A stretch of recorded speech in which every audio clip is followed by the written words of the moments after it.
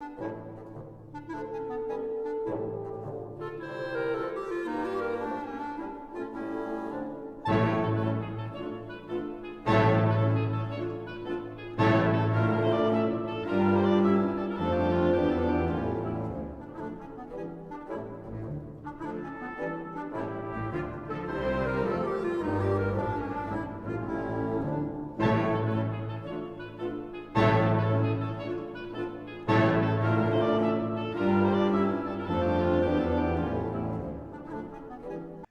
morning. It's Tuesday, August 31st.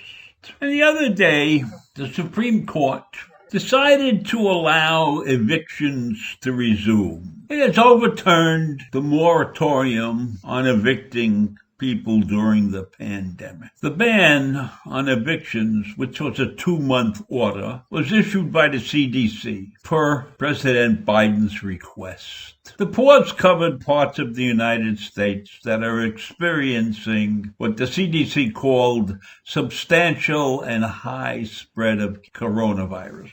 The decision reversing this ban was a 6-3 vote, with the 3 liberal justices dissenting. And it was an unsigned decision. Nobody really was taking credit for it.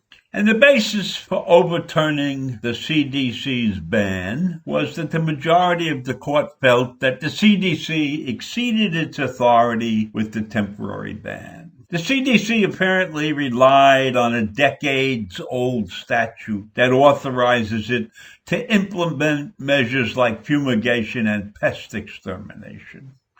Now, I don't see how that decades-old statute would authorize the CDC to implement an eviction moratorium. So I don't disagree with the court's decision, except on a humanitarian basis.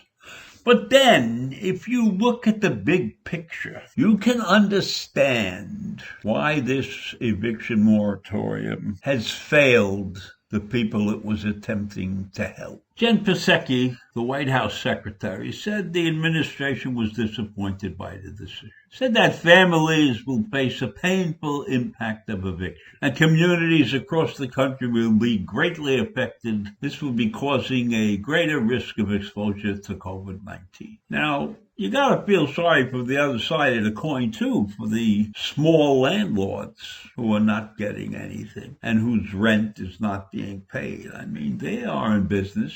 They're not necessarily huge real estate corporations. So there's 2 sides to this coin. And back in June, the court voted in favor of the eviction moratorium in a 5-4 decision. And at that time, Brett Kavanaugh sided with the majority because he said the moratorium was going to expire on July 31st anyhow. And so in a few weeks, there will be an orderly distribution of the fund. Well, that's part of the big problem in this whole thing. There has not been an orderly distribution of the eviction funds. If we take a look at the rollout of the aid to the renters, we will see that it's been pathetic, absolutely pathetic. Now, Congress approved nearly $50 billion in aid for people to pay back rent and avoid eviction. And in some states, this has been working well. But in many other states, the money hasn't reached the vast majority of renters who need it. And so the court is taking into account the fact that Congress authorized it, but Congress did not write a law about it or a bill about it, which the Supreme Court wanted Congress to write that bill. So Congress didn't write the bill, and the money is not getting to the renters. So in the mind of the court, in the majority of the court, the system is screwed up. So I think they're trying to put pressure on Congress to write the bill, and they're trying to put pressure on the rest of the government to get that money where it belongs. And I don't disagree with the court for doing something like that, even though they haven't specifically expressed that opinion is an astounding number. By one estimate, 15 states still haven't managed to get even 5% of the federal dollars out to the renters facing eviction. So what kind of relief are we giving to people if we cannot trust those responsible for distribution to do their job? You would think that states that have these poor people on the verge of eviction would be anxious to get them their money, would be anxious to make sure that those people knew that the state had taken extraordinary measures to get them their money. These people vote. So if you mistreat these people, you are essentially limiting the ability to gain their support. So what are these states doing? What else do they have to do to help people in their state? It's a terrible thing that's going on. The money's there.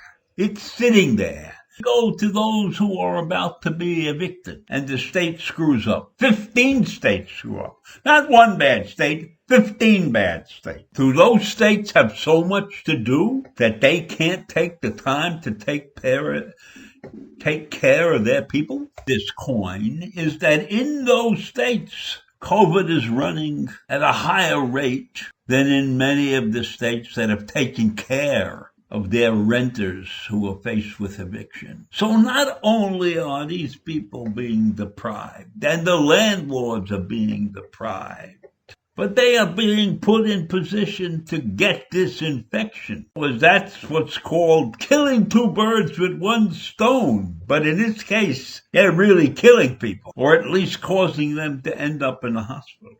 These moratoriums have been in effect over the past almost a year. They are estimating that there have been 1.5 million fewer eviction cases than normal. 1.5 million fewer eviction cases. What the hell is going on in this country that we have millions of people being evicted normally? There's something wrong there. That's an amazing statistic in my mind, that we have 1.5 million fewer evictions than normal because we had the eviction moratorium in place. It indicates to me that we have a lot of people in this country who are living on the edge, really on the edge.